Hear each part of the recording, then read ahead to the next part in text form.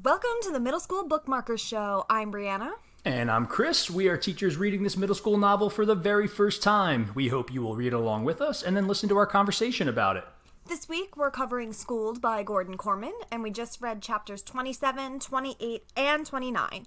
So if you haven't read all three of those chapters, go do that now. Oh, and by the way, we're going to get this whole thing done in about 11 minutes because 11 minutes is all you need to find a better costume than Mickey Mouse for your own memorial service. Come on!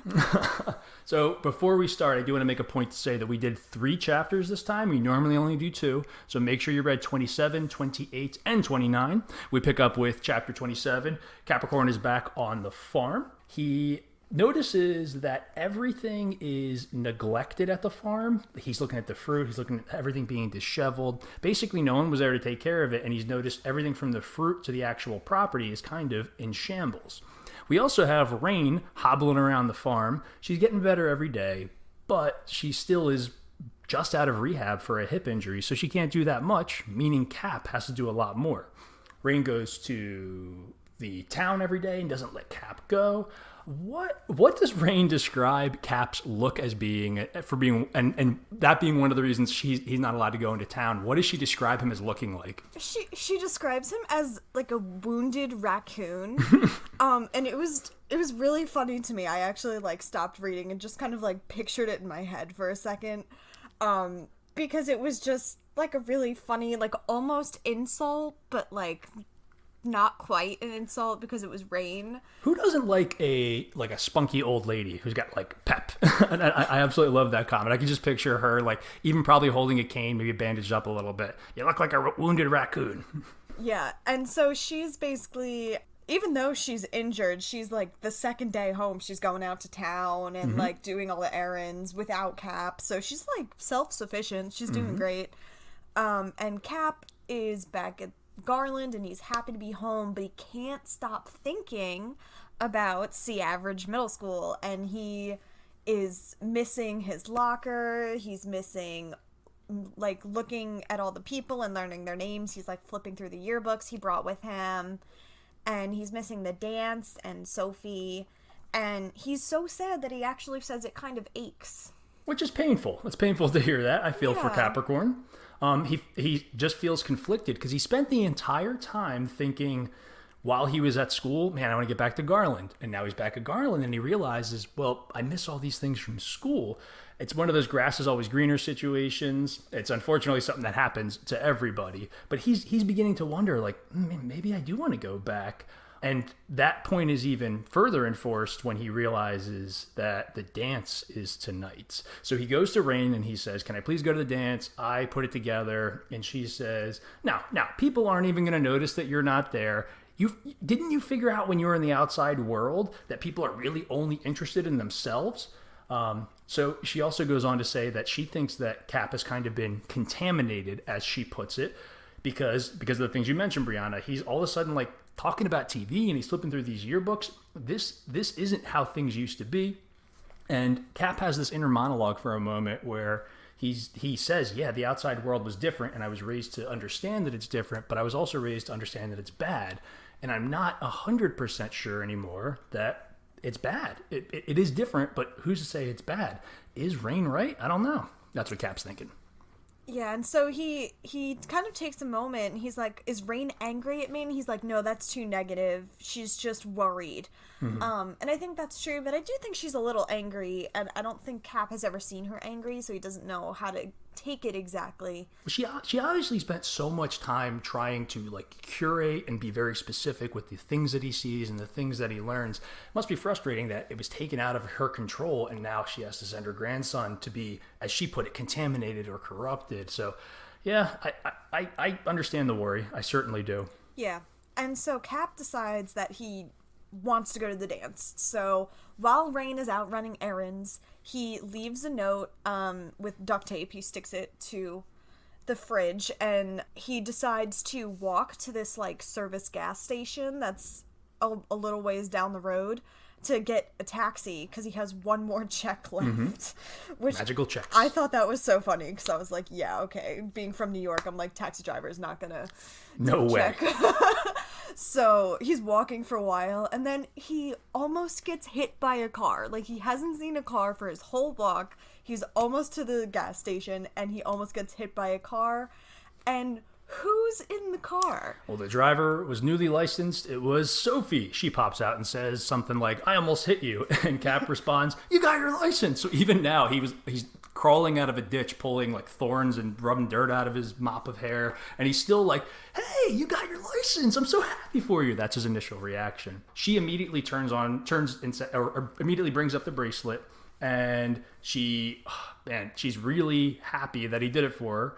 And she goes up and she kisses him on the cheek. Ew!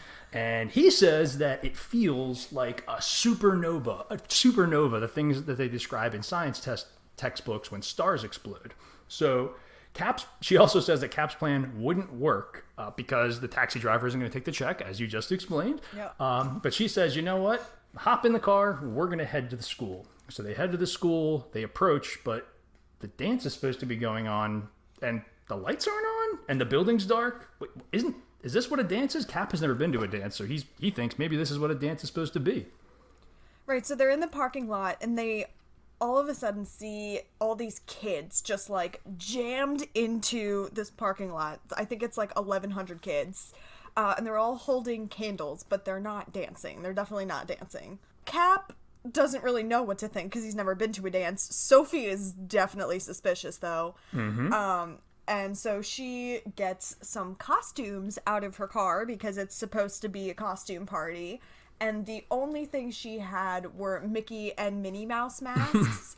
So they put those on.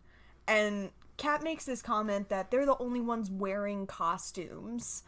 And Sophie kind of just brushes it off and is like, they're all wearing tie-dye and ponchos and Beatles stuff. Like, they're dressed as you, Cap. So they're in costume for the dance. Everyone else is kind of dressed up to honor Cap. Mm-hmm. And that's how the chapter gets rounded out. And we head to a very short chapter with Ms. Donnelly, Sophie's mother. So Sophie's been gone for 3 hours on her very first day of having a driver's license. You can only imagine how scared Ms. Donnelly must be. She starts off as angry, but then she's concerned. She talks about how she's making all these deals with herself, like if she just comes home soon, it'll be okay. But that must be pretty nerve-wracking to have your daughter get driver's license and she goes off and then disappears for 3 hours. Thankfully, we know Sophie is okay. So Ms. Donnelly does something to occupy her mind while she's waiting for Sophie to show up. What does she do, Brianna? She starts cleaning Cap's room, which is funny considering she knows that Cap was like the neatest person in the household, because he doesn't have any clutter and everything. And so she doesn't really expect to find anything in there. And she only finds one or two things. And as she's doing this, she's remembering Garland and how they really didn't have a lot of belongings either. But she finds an essay on duct tape, which I thought was a funny nod to seeing duct tape in the chapter before. Yep. And then she also finds something in the trash, and it's a receipt for the bracelet. The mystery has finally been solved. And it says paid by check. And so Mrs. Donnelly finally puts all of the clues together. And she's like, oh my gosh, did he really have that big of a crush on Sophie? And then she realizes, oh wait, he did it just to be nice. He's an angel. And she mentions that, you know, Rain didn't do a lot of good things, but she raised Cap right. Mm-hmm. All right, Brad, we got 2 minutes left. We got to motor through this. She realizes that he paid by check, which then makes the connection to Kasigi. These are Kasigi's checks. So she calls Kasigi to tell him, and Kasigi doesn't care, which if there wasn't the memorial service happening at the school, he certainly would have cared about this. Mm-hmm. Ultimately, Kasigi decides that you should come with me, Donnelly. Some kind of memorial service is going on at the school, or as he calls it, a riot. Kasigi picks up Donnelly on the way, and she says at the end of the chapter, Sophie's AWOL. There's a memorial service for Cap. What is going on? And if you don't know what AWOL means, it means absent without leave. It's a military term that's usually used. It means really you're just not where you're supposed to be. Which moves us to chapter 29. My man Hugh. Brianna, you want to take the first one? Sure. So Hugh basically is setting up this whole thing with Zach, and they're talking about the candles, how they're supposed to be just for light, but it actually made it a more somber, serious kind of thing. So it worked to what they were trying to do. And Hugh talks about how despite Zach being this terrible bully, he knows how to control his image, and he's very talented at that. And how Zach has somehow twisted this whole thing to show that he is the most upset about Cap being gone. So he turned from hero to villain back to hero. Back to hero. And Hugh is just feeling awful because he knows what it's like to be targeted, and now he has stuff on his permanent record. He's been kicked out of the chess club. He's had a month full of detentions. And now, in an ironic twist of fate, he has to work with Zach again in order to lose his backstabber label that he's now come to have. So they peel off, Zach and Hugh, and they have this side conversation because they don't really know what to do with this memorial service. And they're like, we shouldn't give everybody time to figure out that Cap might not actually be dead. So Zach steps up on a truck or something, and there's a mic somehow, and he says, everybody come share your best memories of Cap. Naomi pops up. She talks about how Cap taught her to be sensitive and generous. Other students pop up and say how they benefited from knowing Cap too because he made them less shy, more confident, prevented them from bullying other people, a whole bunch of really good stuff. Hugh has a very important point here. I hate that we're rushing right now because it is such a big one, but Hugh talks about how in middle school, everybody tries to not be vulnerable and just look cool, and Cap's example pushed everybody to be better, to maybe act more like how they feel than worrying about looking cool. So Hugh steps up to the mic too, I think taking Zach's lead, where Zach was trying to control his image. Hugh wants to control his image too. So Hugh steps up, he sees Kasigi, so he has to think really quick because he knows Kasigi's going to come take the mic. He says Cap was the best person I've ever known, and he doubles down on the Cap being dead lie, which was a terrible, terrible time to do that, because what happens right after he says that? Cap shows up and says, I'm not dead. Oh no, bad timing. The secret word, let me click back, the secret word is supernova. Secret word is supernova, no space there. Next time we are reading chapters 30 and 31, and we are wrapping up the book. We hope you will join us.